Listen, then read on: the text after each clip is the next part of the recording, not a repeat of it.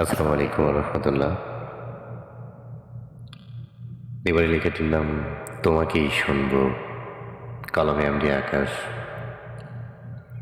আমি কবর থেকে আনবো তুলে শুনতে তোমার কথা।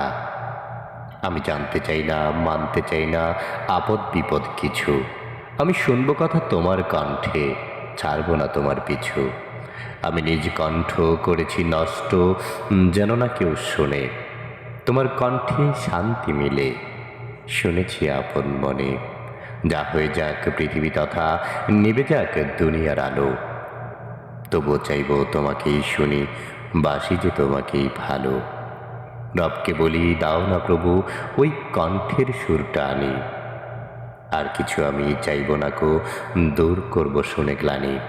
নেশাক্ত বলো আমাকে তুমি, নেশা তো দিয়েছি ছেড়েই। এই নেশা তো কাটবে না আর যতদিন রব পড়ে। তুমি যা চাও তাই তো করো, করছি না কো বারণ। তবুও কেন দূরত্ব বাড়াও, আছে কি তার কোনো কারণ? যাই কিছু থাক তোমার মনে, শুনতে নাহি চাই। তোমার কণ্ঠ শুনে আমি শান্তিতে বাঁচতে চাই। যদি না দাও এইটুকু সুখ, করব লীলা ধ্বংস।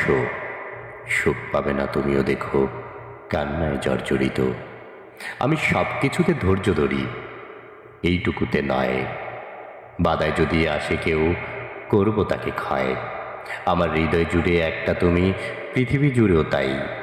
তুমিটা যদি বাধা হয়ে যাও, ছাড়ব না তোমায়, আমি ছাড়ব না তোমায়। আমি সব হারিয়ে পেয়েছি যাকে, কর্ত শাসন দিনে রাতে। কখনো যদি হারাই শাসন, নগ্নতাকে করব আপন।